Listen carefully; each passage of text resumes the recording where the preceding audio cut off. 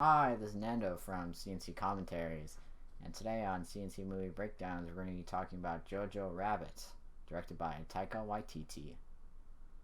And of course, I'm joined by my co-host Chase.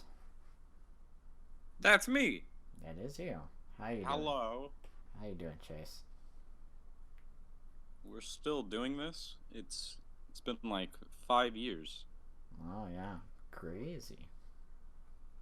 We're back. Did we go anywhere? All depends. Anyway, we're going to be talking about Jojo Rabbit. Jojo Rabbit. I love this movie. I also love this movie. This movie, it's really good. It's really. Um, what were your initial thoughts on this movie, Chase? Um, my initial thoughts on this movie when I first went to go see it last year. Well, I was first very much anticipating this movie because I love Taika Waititi so much. His humor and direction I think is marvelous. And anytime he's doing something, I will be in line to go see that in the theaters. And I remember seeing the trailer for this, and I was like, yes, 100%, I am in. This will be great. And I was not disappointed. This was my favorite movie of last year. I think it's does satire really smartly, and it's just so funny and so heartfelt, and everyone is doing a great job, and I think this is going to become a comedy classic in the future. Yeah, I mean, this was the first time I watched this movie, and I heard good things about it, and I really like Taika Waititi. I mean, I saw his Thor Ragnarok, and that was really good. I liked his comedy, and I think he did a really good job in this movie. And I was looking forward for this movie, but I never really got around to seeing it. I mean, I've heard really good things about it, and I can back those up now because this is a really good movie. Yeah, I still need to force you to watch What We Do in the Shadows. Yeah, and so yeah, I really like this movie. Yeah, I agree with you. I think it really does satire really well, and Taika Waititi plays a goofy Hitler. You That know, is factual. can't really go wrong with that one. Well, I mean, I guess you could in a with a worse written script. But You, thankfully, there, it could certainly be a lot worse, given the wrong people behind it. yeah. But before we dive on in, I'll give a short synopsis of the movie. So Jojo Rabbit was released in 2019.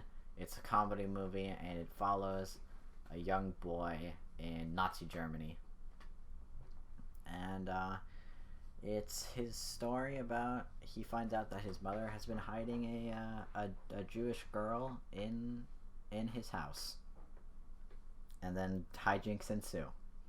It's great. You just love the word hijinks, don't you? I do. It's one of my favorites. I'm gonna need you to give me $1 every time you say the word hijinks, I swear. Oh boy, I'll have to bust out my wallet for that one. But anyway. Well, I mean, I guess without further ado, let's jump into this hilarious film. Uh, yeah, let's jump on in. So, our movie opens with with a boy, our main boy Jojo. Our main man. Our main man here, Jojo.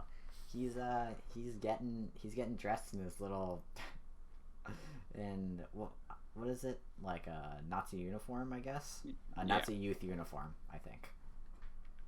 And he's talking to himself in the mirror. He's saying about how like he can do this, and how he'll dedicate his life to his country, right?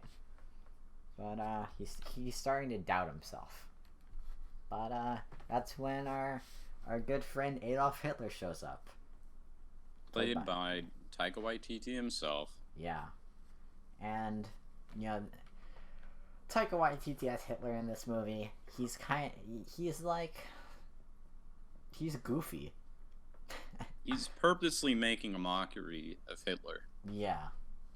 Which we can all appreciate. Yeah. He's and, like, Taika Waititi, I'm pretty sure I read that he's half Jewish himself. Yeah, so it's kind of funny to think that a half Jewish man is playing Adolf Hitler. Oh, boy. And, I mean, he's purposely trying to be as inaccurate and foolish as possible. Yeah, that's for sure. And just basically make Hitler seem like a bumbling oaf. Yeah, they're just making Hitler out to be like an immature idiot in this movie. And I think they do a pretty good job of that. And so,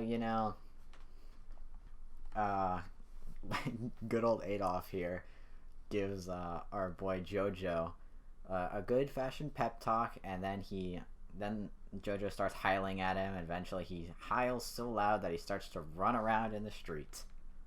I love this opening so much, because while this is happening, and while the credits are going, we get a German cover of "I Want to Hold Your Hand" by the Beatles. And it's playing over footage of, Hitler's speeches. I'm pretty sure that's real footage. Yeah. Yeah, real footage. And it's just great because, obviously the Beatles weren't a thing yet. But we have this German version, and it's playing, "I Want to Hold Your Hand." We all know that tune. We recognize the instrumental. But it's the German version, and then instead of, holding a hand, it's him sig heiling up in the air. Yeah. And, it's just little moments like that, little things, and, sometimes there are these little quips that go under the radar that are so damn good when you stop and think about them. Mm-hmm. And, then we're, as Jojo's running, he meets with one of the best characters in this movie, Yorkie. Yes. Oh, and we should mention how Jojo's played by the great Roman Griffin Davis, and then we meet his friend Yorkie, played by Archie Yates. Yeah. Yorkie is honestly one of my favorite parts of this movie. He doesn't get a lot of screen time, but he has some of the best jokes in this movie. It's really fun. I mean, they're both so good. Yeah. For up and coming young actors. Practically, I believe this is both of their first movies. Yeah. And it's insane what they get. Their comedic timing. It's really good. Along with, Jojo having some incredibly heartwarming scenes. It shows the potential that these kids have if they continue to get roles. Yeah.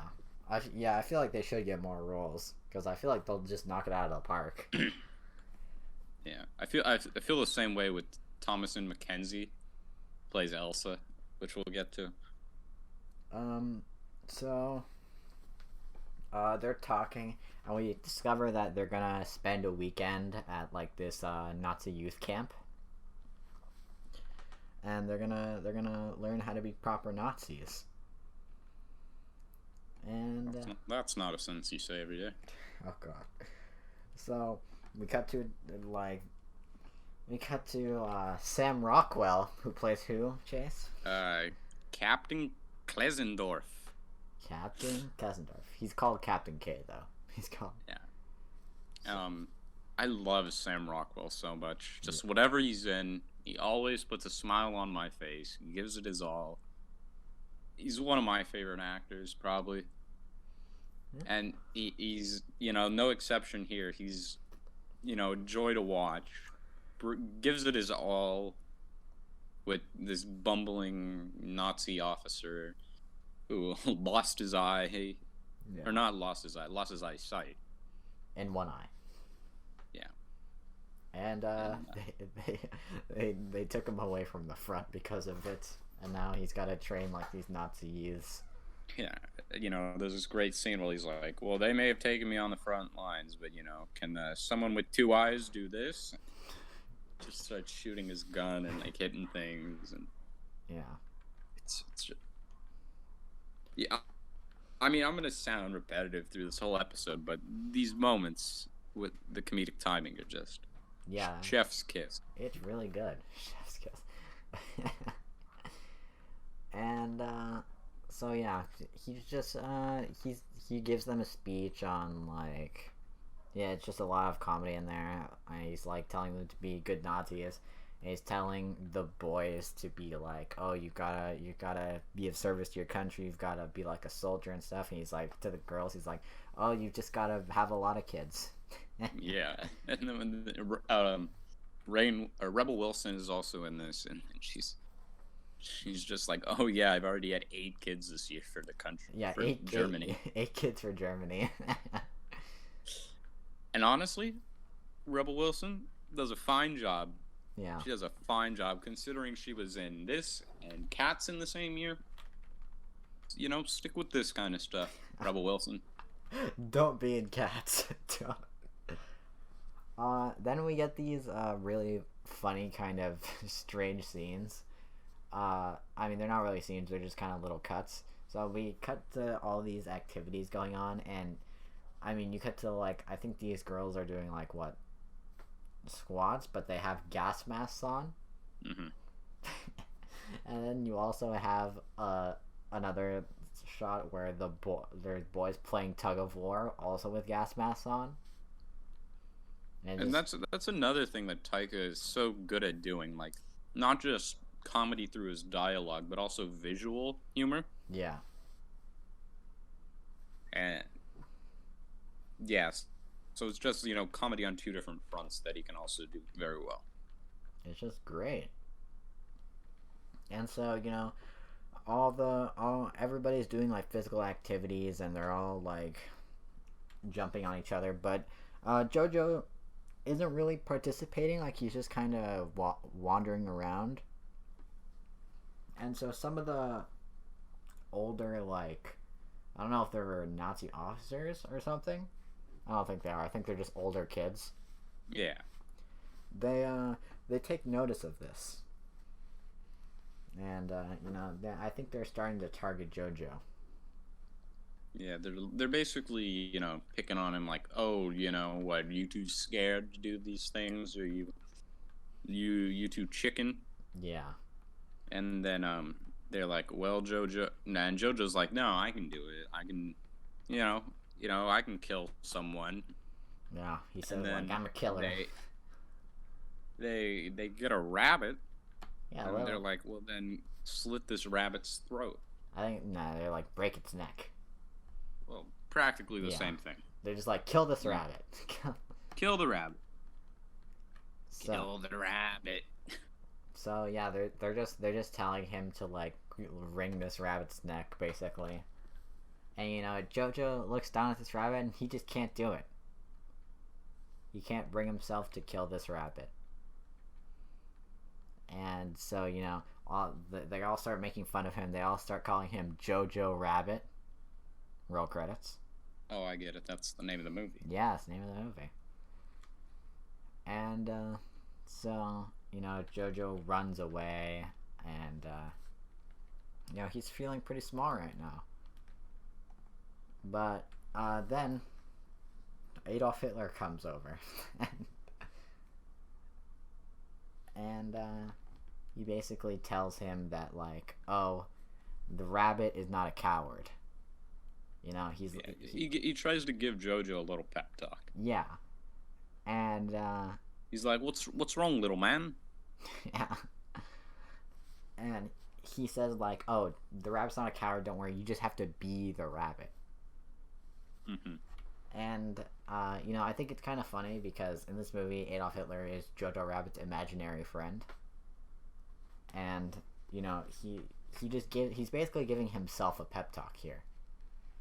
Yeah. And so Jojo Rabbit, he's come back now, So he runs back, and Captain K is showing these kids how to throw grenades, right? And so Jojo just runs, and he grabs the grenade out of Captain K's hand, and he just throws it. He just starts running. Yeah. He just grabs the grenade out of that. He's running through the forest, yeah. And then it just goes off. Yeah, he like tries to throw it, but it bounces off a tree and lands at his feet. and then I love how this POV, how this is shot after he's like getting carried off into the ambulance. Yeah. And then we see everybody come out to him and he's like, "Oh my God, what happened to him? He looks like a freaking Picasso painting." Yeah. We're seeing this just from Jojo's eyes, and it's like going kind of red. And then Adolf is like, whoa, let me in there, let me see what's going on with him. Yeah, it's really funny. And so, after all of those shots, we cut to Jojo in his room again, and he's getting up, and he stands in front of his mirror, and you see that his face is kind of scarred. The grenade that really did a number on his face. And also that his leg is kind of busted. It doesn't really work that well. But then we meet Scarlett Johansson in this movie, who plays Jojo's mother. And tell us what you think about Scarlett Johansson in this movie, Chase. Oh, I think she's great in this movie. She also has a lot of funny lines and also heartfelt moments, and we see her struggle really within how she wants to help out this Jewish girl, but she also doesn't want anything to happen to her son, who is at least trying to become a Nazi, or yeah, it's kind of a fanatic. And because I don't even really think Jojo really understands the full scope of what he's getting into. No, I mean, he's just been blinded by propaganda. Yeah.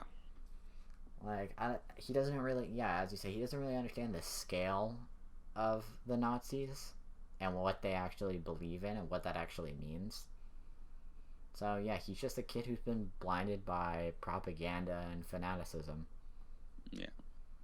And when this movie came out, I was getting a lot, or people were trying to make controversy of it, saying,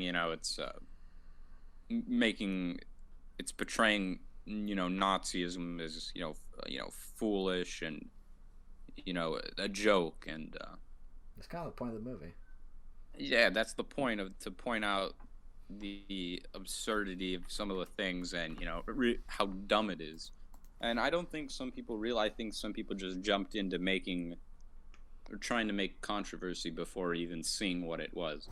And I think to adapt something like this, because this was based on a book, yeah, and do it so well, it really shows just how good Taika is with a script, and to extract the humor from it, but also put a message in there. Yeah. Because I think this movie does owe a lot to previous Nazi comedies, like The Great Dictator, or The Producers, and I think this is up there with those. Obviously it hasn't stood the test of time as long, but you can see the inspiration from those. Yeah. So, yeah, this movie definitely has some controversy, but I don't think it was warranted.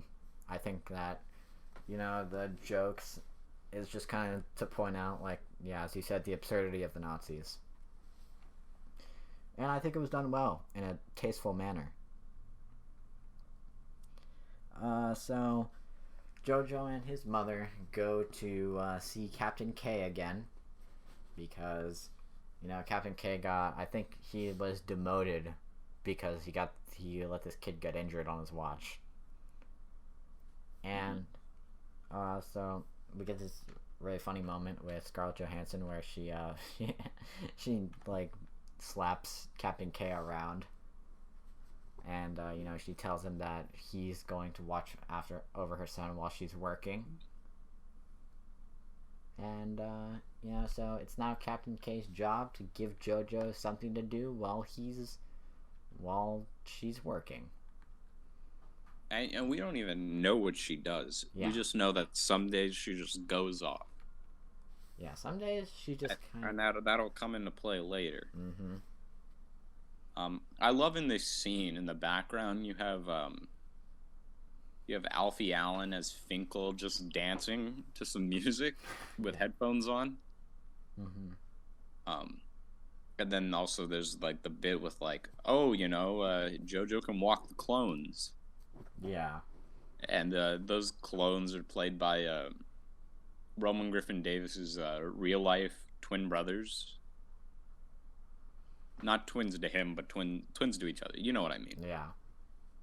Right. I just think that's really neat. Yeah. So throw them in there. And so it is now. So they give him some posters, and it is now JoJo's job to put some posters up.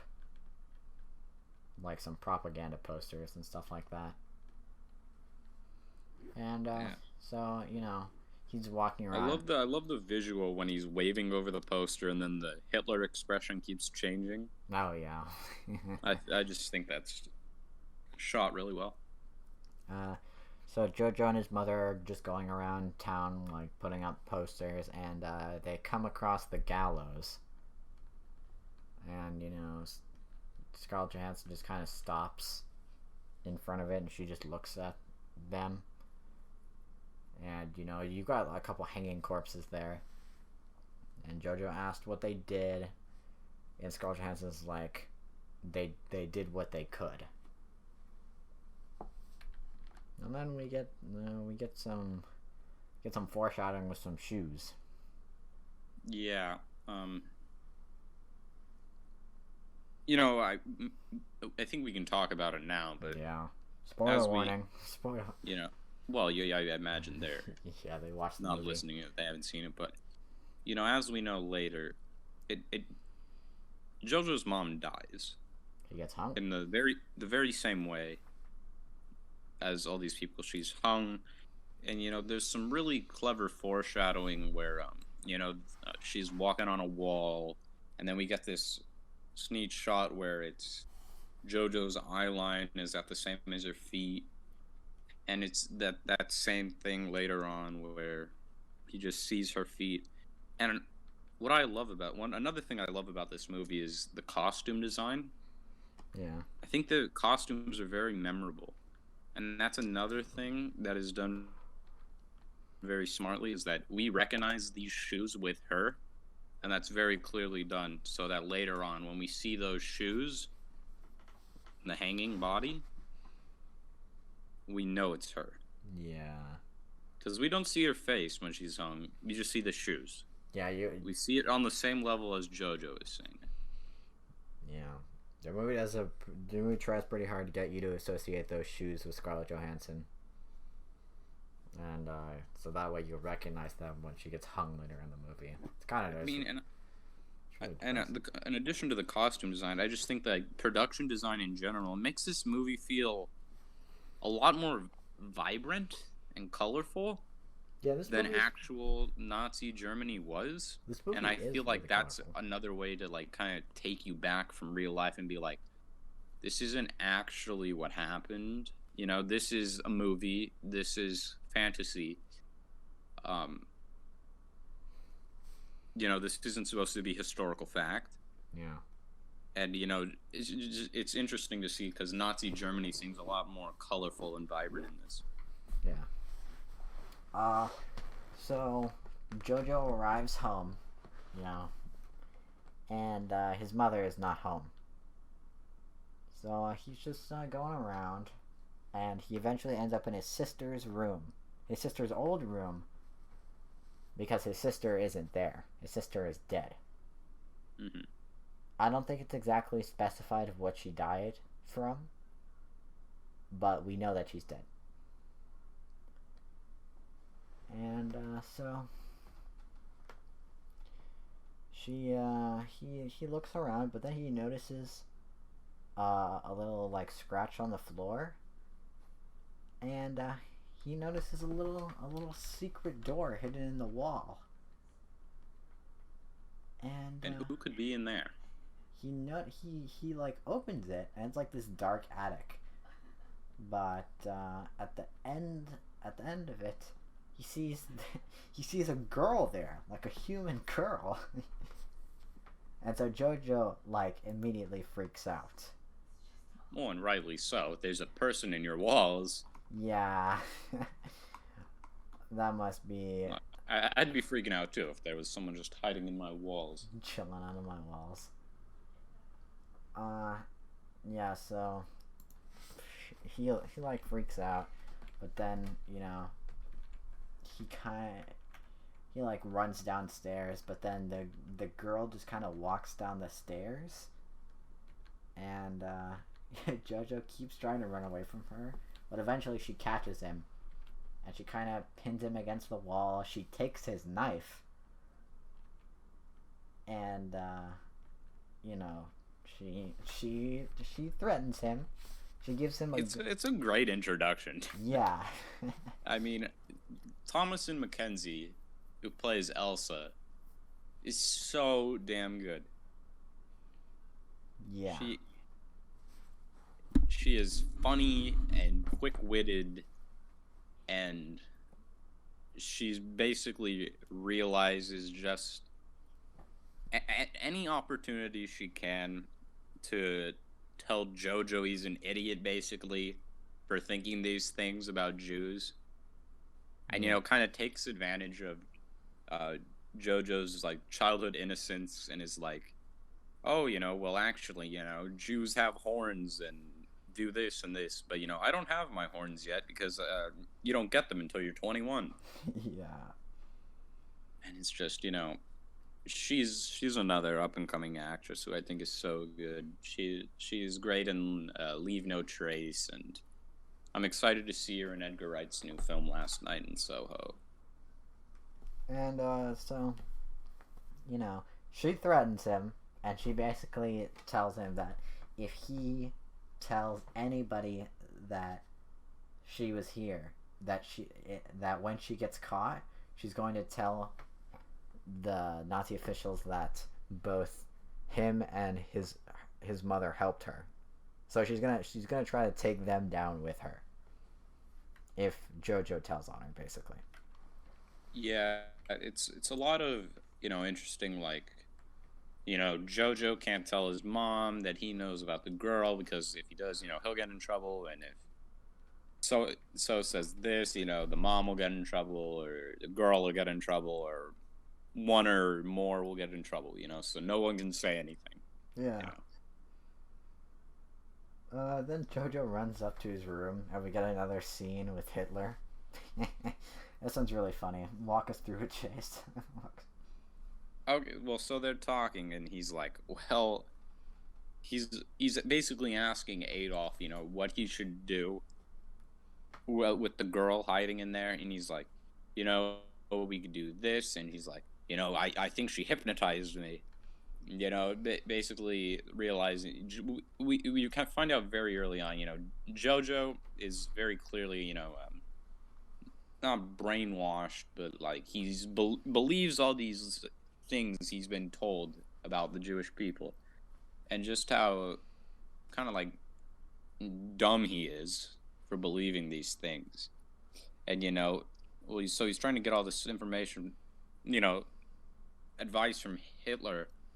And, Hitler's like, well, we could do this, we could do this. I was like, so what do you think we should do? And then Adolf's like, burn the house down and blame it on Winston Churchill. It's one of the best jokes in this movie. My favorites in the whole movie. Yeah. It's the quick-wittedness and clever writing of Taika Waititi that just lets you say stuff like that and pull it off so well. Burn the house down. I remember seeing this in theaters, and some of the biggest laughs I've ever if I can ever remember from a theater experience.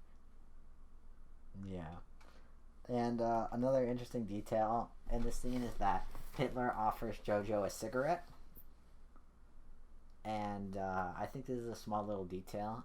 And also Hitler's later scene in the movie, eating meat. I think these are small details to show that Jojo really doesn't know much about Hitler. Because in real life, Hitler hated smoking and was a vegetarian. Yeah, and this is obviously intentionally done by Taika to show, like, well, fuck this, we're not trying to be historically accurate. Screw the guy. Yeah, and because Hitler is Jojo's imaginary friend, it shows that Jojo doesn't know much about Hitler. Like he's kind of more blinded by stories from about Hitler or about Jewish people, and just believing those. Yeah. And so Jojo arms himself with another knife, and he goes to confront this girl, but she gets the jump on him, and she takes away his knife. So now she has two knives. And so Jojo runs back to his room again, and he gets more conversation with Hitler. I'll walk us through this one, Chase. Their second conversation. So once again, we have these. It's just there's the dynamic between Jojo and Hitler. It's like, I don't want to say like like a buddy cop type feel, but it's like you really feel like they have each other's backs. Yeah. What do you think? Yeah, it definitely feels that way.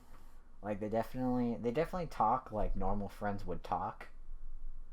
I mean, there's even that scene where there's even that moment in the scene where Hitler offers Jojo a cigarette for the second time, and Jojo's like, "Stop offering me cigarettes. I'm only 10." And then Hitler's like, "I'm sorry. I'm just stressed." Yeah, and he's like, "Oh, my old pal Jojo, what's up?" Yeah. Their dialogue just feels kind of the dialogue in this movie is great. Yeah, it almost feels... Taika does dialogue so well. Yeah, it almost feels kind of like natural, despite the fact that Jojo's basically talking to himself.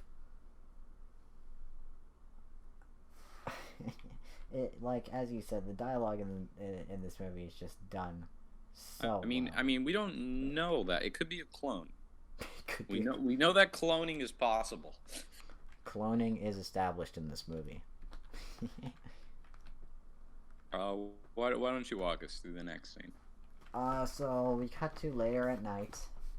Scarlett Johansson gets home, and they get to talking, and he's just waiting for he stayed up to wait for his mom to come home, and we don't know where Scarlett Johansson went. And that'll come in later. And so... Well, I mean, we already talked about her being hung, so it's obvious that... She dies. Well, yeah, but, she... Like, early on in the movie, we don't know what she does. She's just going out for work, but we soon realize the piece together. She's helping this Jewish girl. She's probably helping out in anti-Nazi affairs. Yeah, she's in the resistance movement, I suppose. Yeah. So, she tucks Jojo in, and, I really like the dialogue between them. It really does feel like a mother and son. It's just very sweet and natural.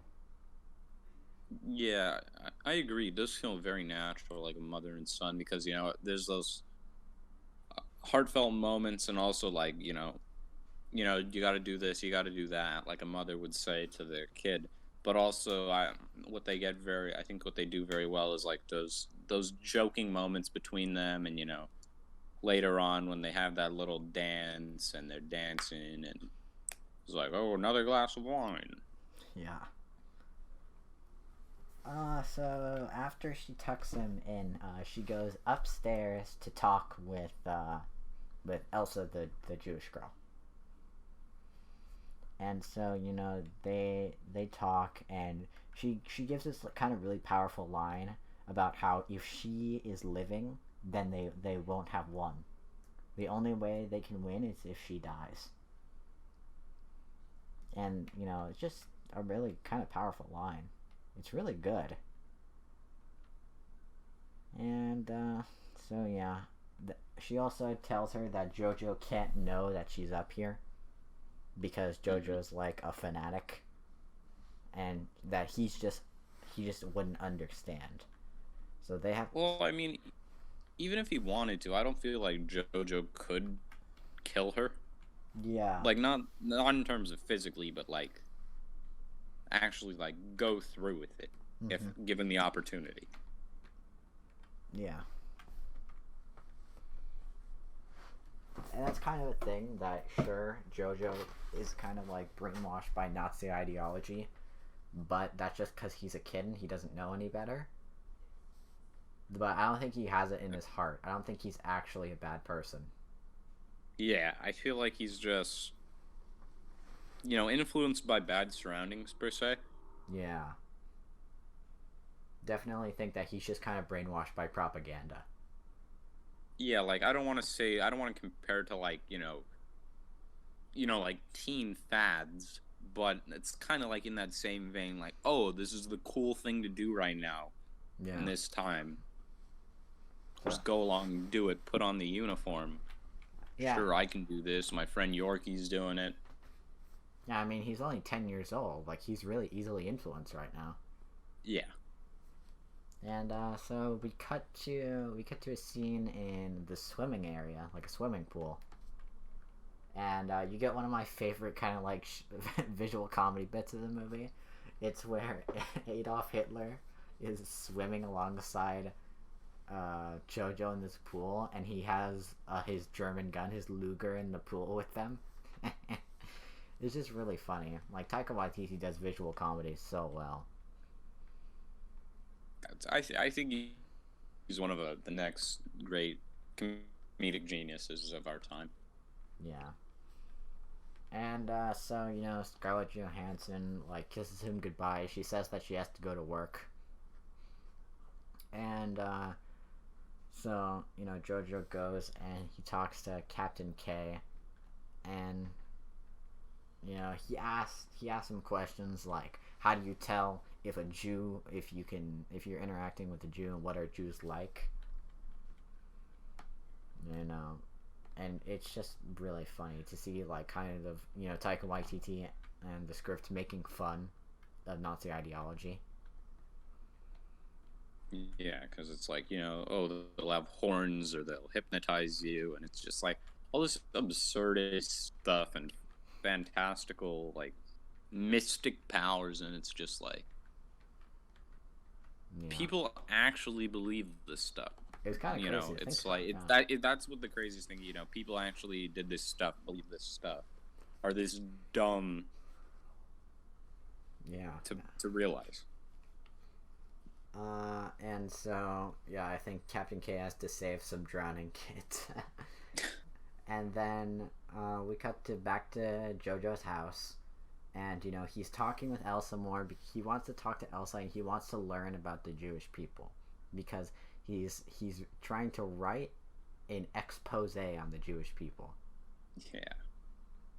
So that's what he's decided to do. He's decided to study the Jewish people through Elsa.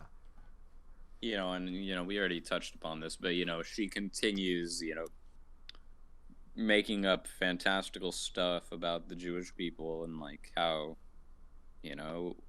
we all grow horns and this and that, and be careful, and we're allergic to food, and we can't have cheese or especially rolls.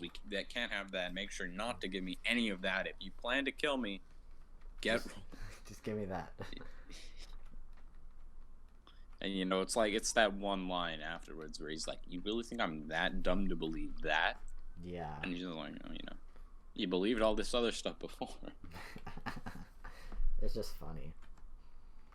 So yeah, eventually Elsa gets like pissed off with him, and she like throws him on the bed, and then she goes back in her little hidey hole, and then then we cut to the dinner scene. This is one of the funnier bits in the movie.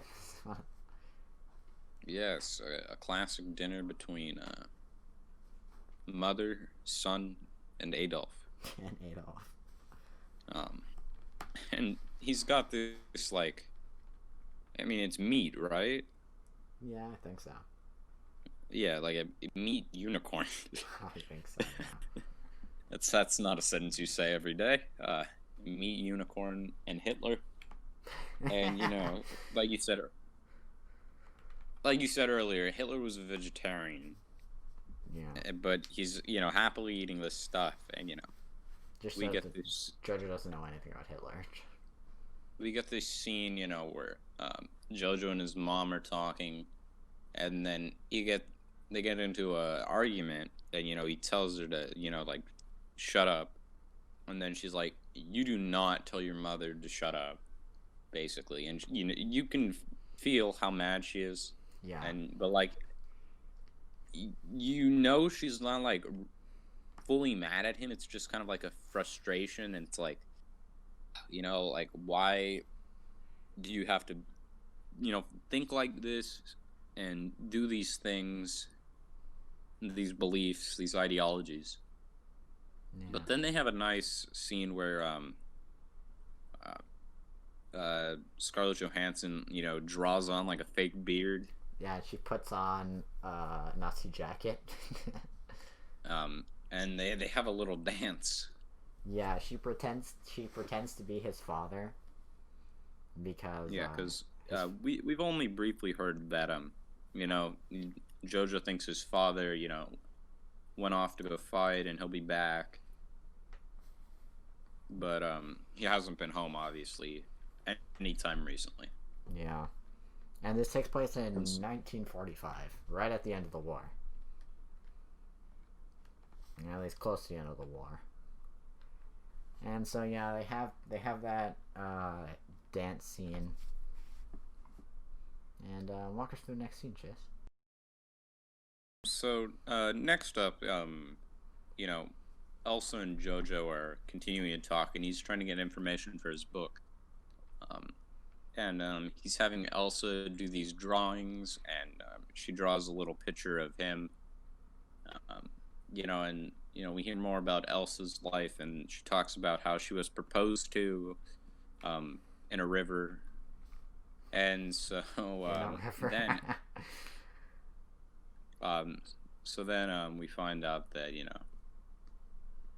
she was proposed to, and then Jojo decides to write a fake letter from her her lover, fiance, whatever. I mean, she's still young, Mm-hmm. It's like they didn't get married, but. And so basically, I remember first seeing this, and I was like, I didn't think he was alive, when we found out about him. And, we find out later that he, like, died over a year ago. Yeah. But it's a nice little gesture from Jojo to kind of, like, keep hope for her. I guess. Even when she already knows that, like, he's dead. Mm-hmm. And it's just because he starts off with, like, the letter starts off with, like, oh, I don't love you anymore. I want to break up with you. Yeah. I've met someone else. You're fat. All these mean things. And then she gets sad and starts to cry. And then Jojo's like, oh, wait, I found another letter. A second one. It just magically appeared. And then he's like, just kidding. Forget all that. I still love you. I can't wait for the day for us to be together. I can't. And it's... I'm surprised she believed that do you think she thought the letters were... I don't think she... No, well, I mean, obviously she knew dead. The letters weren't real, but... But I think on some level, especially with the second letter, that she knew that he cared about her in a way. yeah, like he wanted her to be all right. Yeah, because sure, Because like, even if he doesn't necessarily agree with her and her beliefs, he cares about his mother and the fact that he says that, you're a guest here from my mother, so I have to at least respect that. mm-hmm. And I feel like eventually, it shows he does, even slightly so care for her well-being. yeah, and eventually, he falls in love with her. So I think eventually, he comes to understand that what he's been like taught about Jews is just wrong. He kind of gets to look past the brainwashing. So, that's certainly interesting. Then we get a scene with Jojo and Scarlett Johansson, and they're like on a bridge, I think, and they're just talking. And Yeah. this is the scene where that foreshadowing came in, where the shoes are at Jojo's eye level. Yeah. Yeah, that'll come in later. And they just have this nice little moment here on the bridge and on the steps, and then she's like, JoJo needs help going like up these steps, and then she's like, "What was that?" And then she just runs off. She's like, "Oh, Yeah. catch you later." And it's just this nice little moment between them, and they're riding on their bike, and they wave past these soldiers, and she's like, Yeah, these Scarlett Johansson's like, like basically like screw you to them.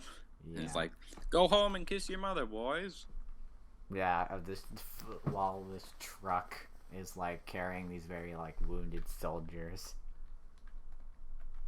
And so they have this like nice little sweet bike ride. And so, then we get another scene where JoJo's talking to Elsa again. And she continues to mess with him, saying that like, oh, Jews have a ton of horns, and that like what, they drink blood or something. Yeah. Yeah, so just various things.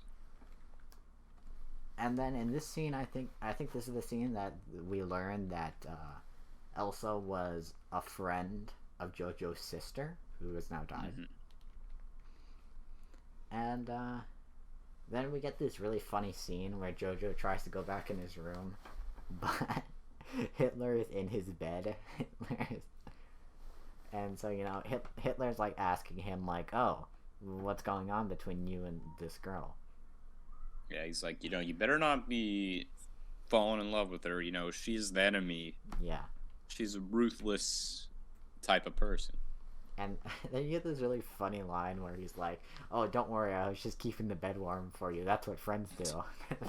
Yeah.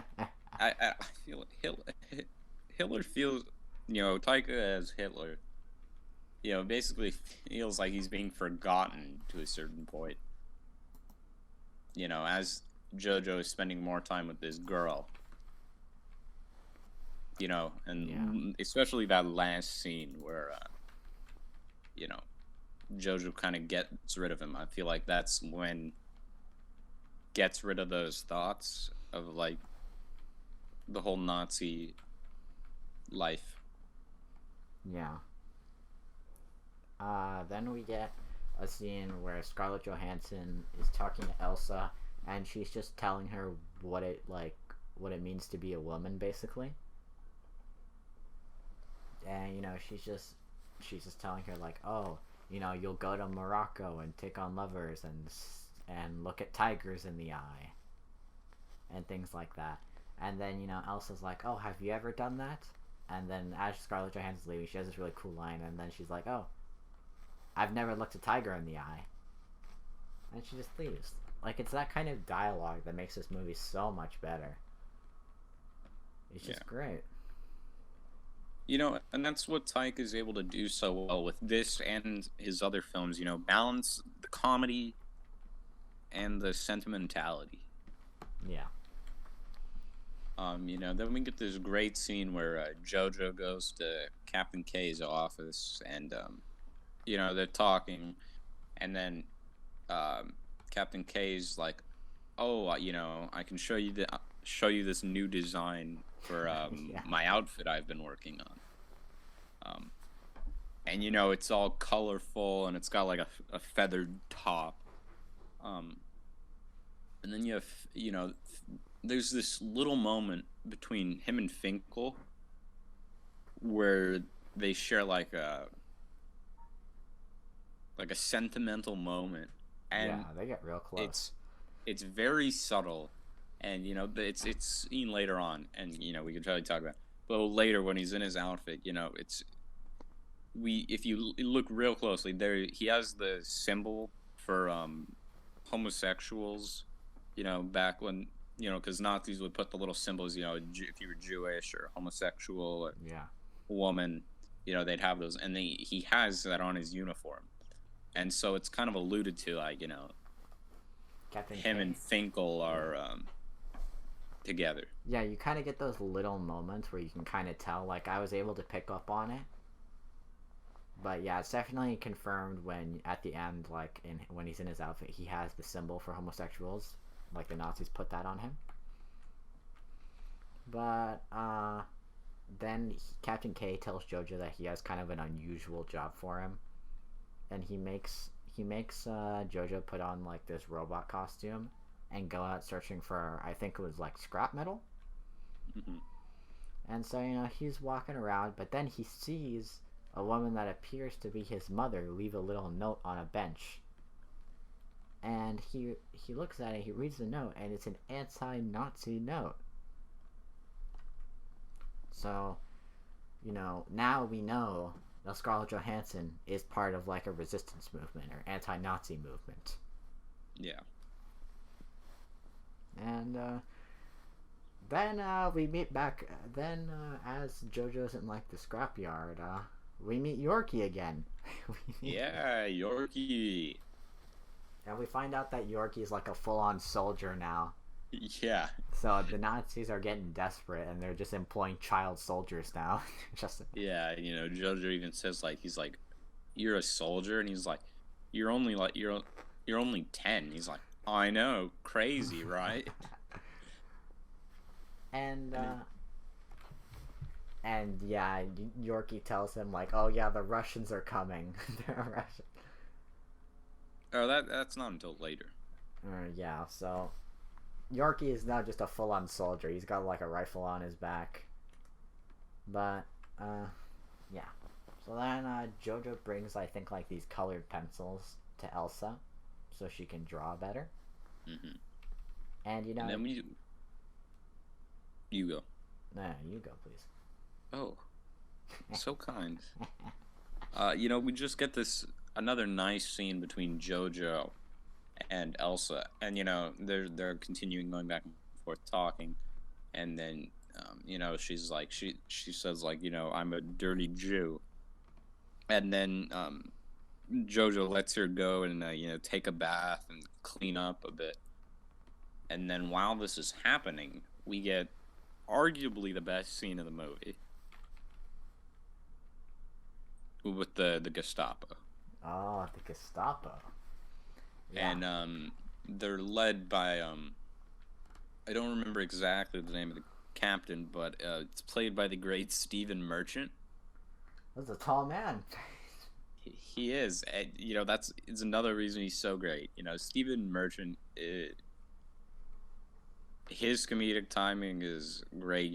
Some of his other shows, if you haven't seen, Idiot Abroad, all that stuff. But he's a very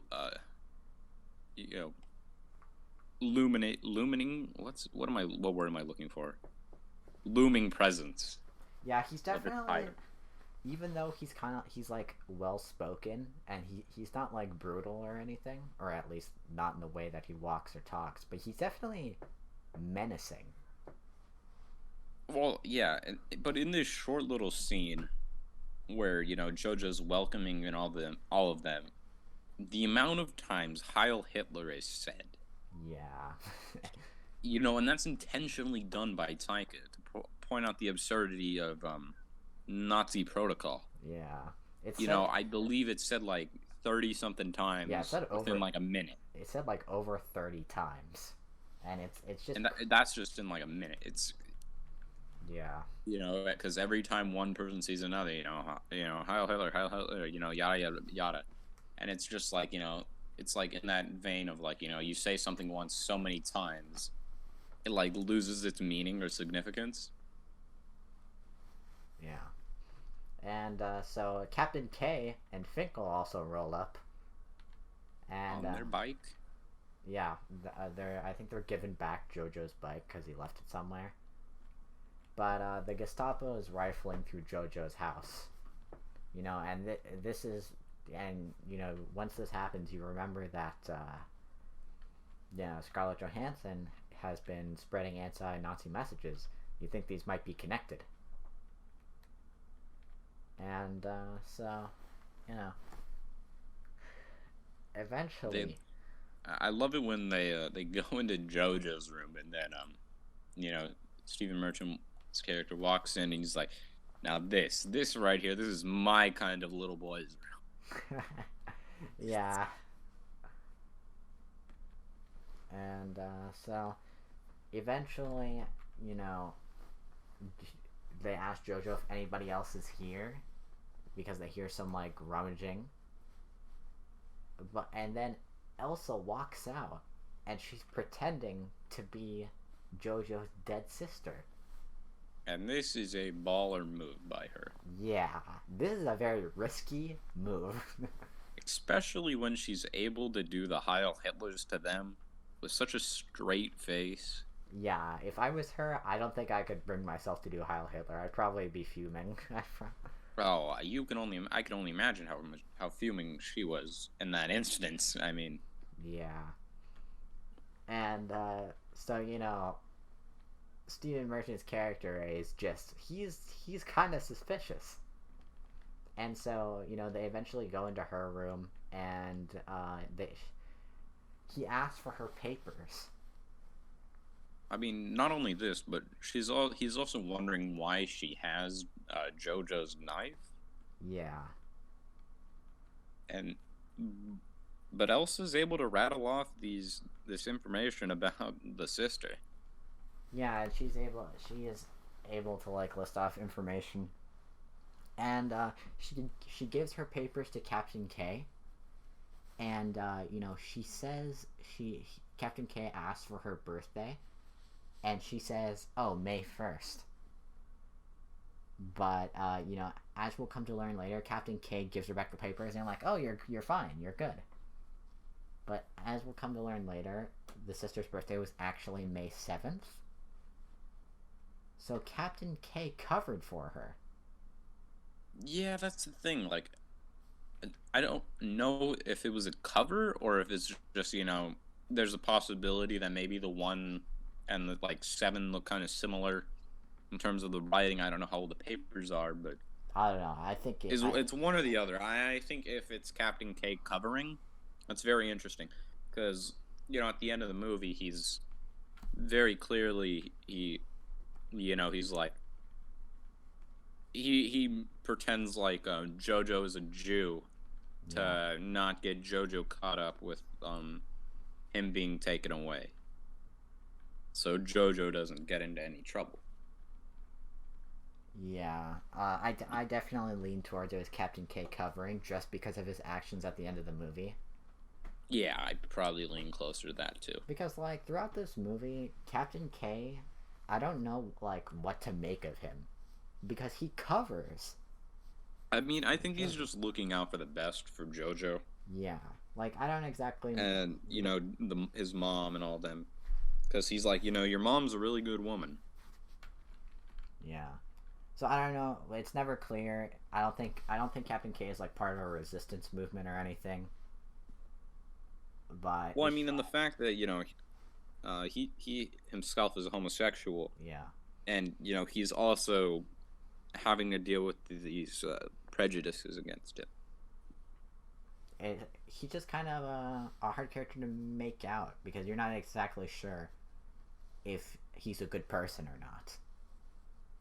But I think through these small actions, he kind of redeems himself in my eyes. And then we get another scene with with Jojo talking to Elsa. Why don't you walk us through this one? So they just got done with the Gestapo, and then Elsa's like, the date is actually wrong. When they find that out, they'll surely come back and I'll be killed.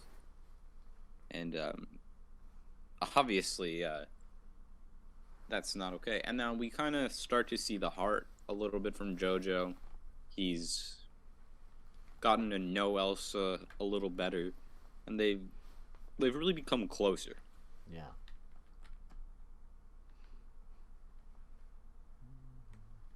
And then sorry, go. And then we see Jojo and Hitler talking. And Hitler's kind of getting a little bit upset at Jojo because Hitler's kind of seeing that Jojo is starting to care about Elsa. And Hitler tells him to like cut it out, remember who she is. So it's just kind of like the inner conflict within Jojo. It's definitely interesting. And then we cut to Jojo walking around town, and we see that this town is being fortified by German soldiers. The war is getting closer to Jojo in his hometown. But then Jojo comes across the gallows, and he sees Scarlett Johansson, his mother, hanging from the gallows. And, we don't ever like see her full body or face. We just see her shoes. I mean, and that's all we need to recognize. Yeah. It's just kind of it's a really depressing moment. Well, it's not supposed to be cheery. Yeah. It's just it's really sad. And, I mean, and this is a dark subject matter. Yeah. At its core. This movie is really goofy with the Nazis, but this movie also shows what happens to people that the Nazis didn't like or disagreed with. It was death. Or just even people that went against them to help other people they didn't like. Yeah. So Jojo he comes back into his house with his knife, and Jojo is like he's like emotionally hurt because his mother is gone. In the moment he kind of blames Elsa, and so he tries to stab her with the knife, but it's a really weak stab, and it barely pierces her skin. But he just cries on the floor, and Elsa tries to comfort him. And there's this really cute scene where they're just leaning out of a window, looking out, and we see that there's a war happening outside their town. Like there's explosions and gunfire. You see that the war is getting closer to them. And Elsa tells her that his mother was a good woman, and that she and a couple of her friends were involved in this resistance movement, and that his father was somehow involved. And and sorry, go. And then we basically we get into this next scene. Jojo's going around town, and he bumps into Archie again. And Archie is like, oh hey Jojo, and then he sets off a rocket. Oh, you mean Yorkie? Oh, Yorkie. Well, I called him Archie. Archie, it's the actor's name. Yeah. You know what I meant. Yeah. Yorkie, excuse me. Yeah. And he's like, we're in the middle of the war right now, and he's like, there's worse things to worry about out there. There's Russians, for crying out loud. Yeah. And it's like, they have sex with dogs. And they eat babies. And it's here that we learn something. Yorkie tells Jojo that Hitler committed suicide. Mm-hmm. and he also tells him that, like, oh, Hitler did some really bad stuff behind everybody's back, obviously referring to the Holocaust. And it just, Yorkie's introduction to this scene again is really funny because it seems like Yorkie just can't die in this movie. Like, he just survives everything. I mean, he's Yorkie. He's Yorkie. He just doesn't die. You know, it's even acknowledged in this movie. Yorkie's like, it seems that I can't die. And so as they're talking, you know, there's warfare going around them. Like, they even have to run away from a tank. Yeah, there's this nice, like, tracking shot where, you know, Jojo has to go, like, hide in this building and, like, duck down in this, like, underneath crawl space. Yeah. And, you know, while gunshot is going on around him. And we get this, like, kind of, like, cool shot of, you know, Captain K, you know, raising his gun and fighting in his new outfit. In his completely new outfit. It's a pretty nice outfit. Yeah. Minus the whole Nazi stuff. In terms of, it's very, you know, you have all these people in regular military garb, and then you have this with this, like, flamboyant colorful looking, you know, outfit. In another life, he could have been a pretty great fashion designer.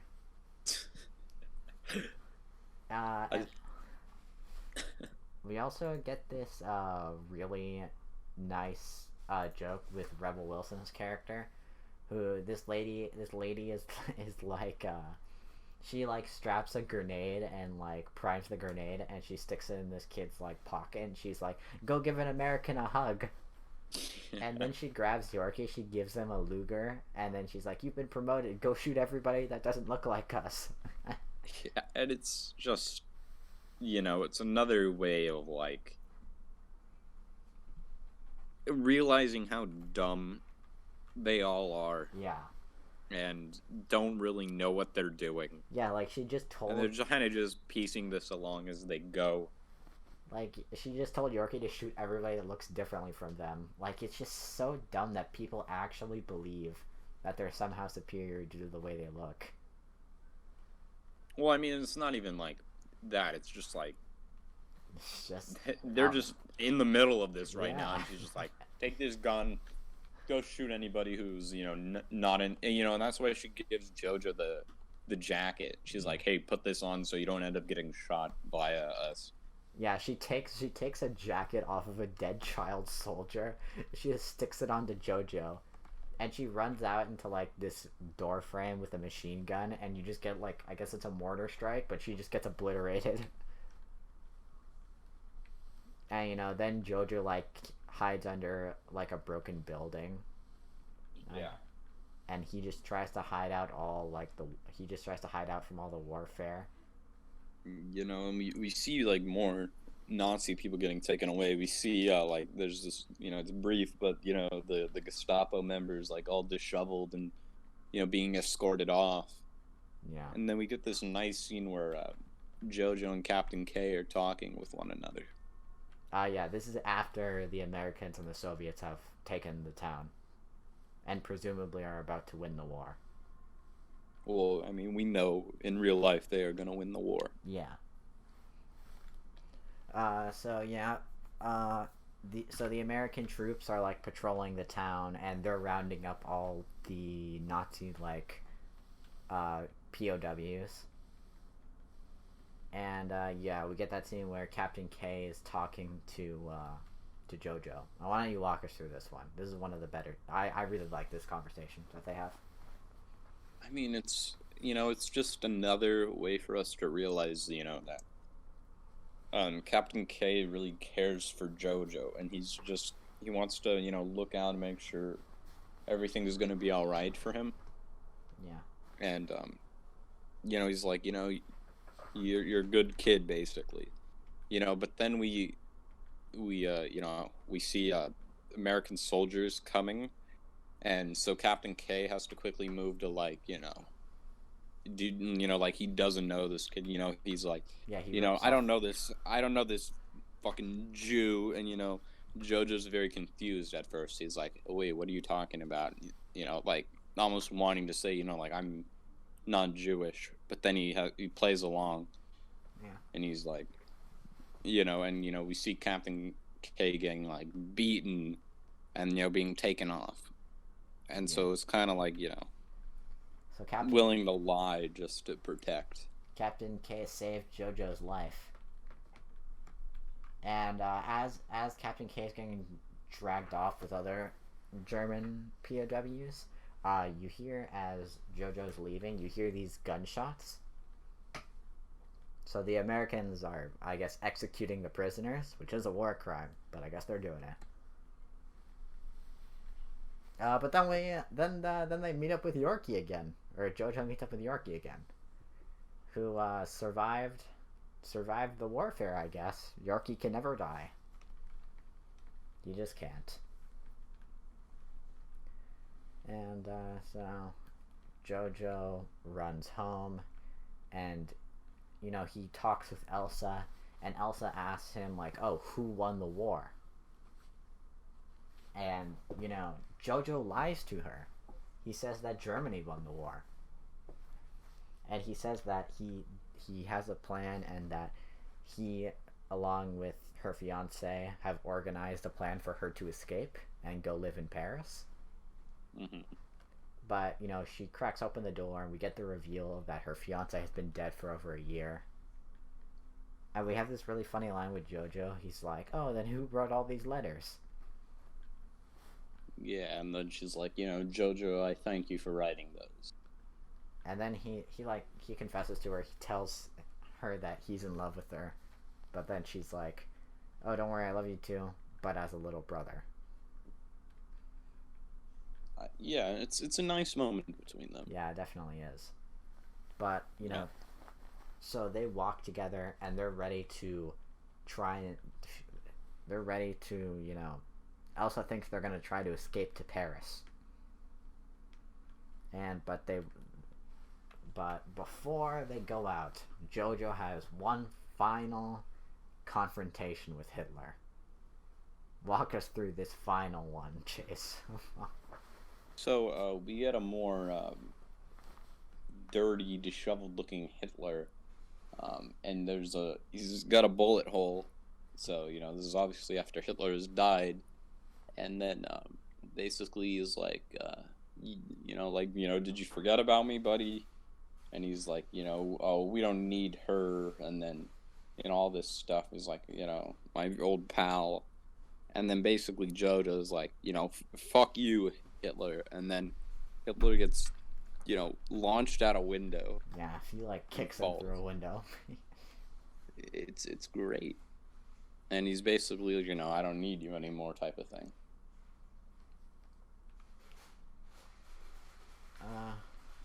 And then Jojo goes and he looks at all the drawings that Elsa's been doing, and he sees one of it, him and his mother on a bike, and it's just, it's sweet. Yeah. And especially the final ending scene where Jojo was standing in the door frame and Elsa on the stairs, and they're just dancing. She's like, what do we do now? And then just like dance, and so they just dance, and they have a nice, joyous moment between the two of them. Yeah. And so now eventually they walk out of the house, and Elsa sees the American flag being waved, and she knows that Jojo lied to her, and that the Allies won the war, and so she slaps him. But then he says that he probably deserved that. They start dancing on the stairs, and then the movie ends. Yeah. I mean, I just said that, but yeah. Yeah, it's great. We should probably talk about this movie, and it was nominated for a few Oscars. Yeah. One Best Adapted Screenplay. was nominated for Best Picture. Scarlett Johansson was nominated for Supporting Actress. Various other awards like costume design, production, editing. Really good movie. You I know, if any other year that Parasite wasn't nominated, I would have. This was my second choice for Best Picture. I don't know in what world would have actually won, but I would have loved to see it. And this was my favorite movie of 2019. I yeah, like I really liked this movie. It's definitely one of my favorites. That's for sure. I really love this movie. It's got some really good comedy. It's got some really good like serious scenes. It's great. And so let's move into our ratings here, Chase. Overall, this movie is brilliantly done satire, and just so damn funny. Even on a rewatch, I found myself laughing just as much as I did the first time I saw this. Um, and everyone does a great job. So many likable people in this movie, all giving it their all. And Taika Waititi performing double duty, starring in this and directing, and it's just Taika Waititi has done no wrong in my book so far, and I will always be excited for when he has a new project. Yeah, I'm gonna just agree for like everything you just said. This movie is just so solid overall. I honestly feel it'll be This one will be a classic. yeah, this is gonna go down as a comedy classic. Yeah. This is one of the funniest movies of the past like 5 years or so that I can remember. So I think it's just great. I guess we should go into ratings. Yeah. Um, would you like to start? So for Jojo Rabbit, I think the movie's just really great overall, funny. It's just great. So I'll give this movie a solid 9.5 out of 10. Well.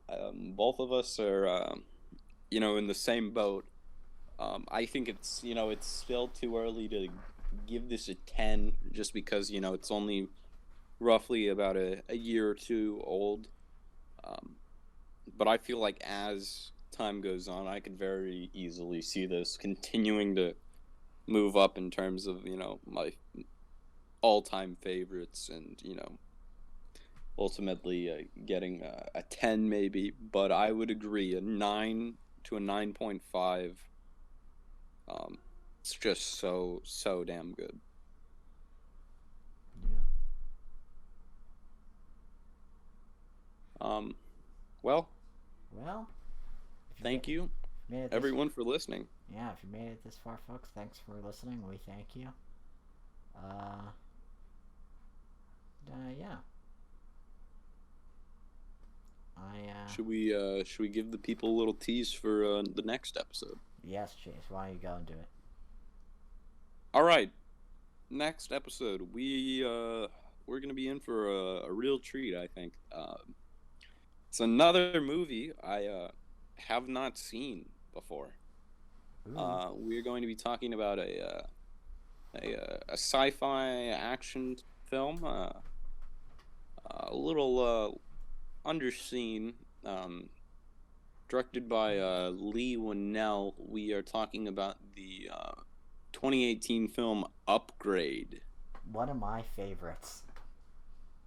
I'm interested to view it because I've heard some high praise, and so we'll see if that lives up to it for me. But I'm interested to check it out for sure. Yeah. Well, That's all, folks. All right, Bugs Bunny. Have a good one, guys. Goodbye. Ciao.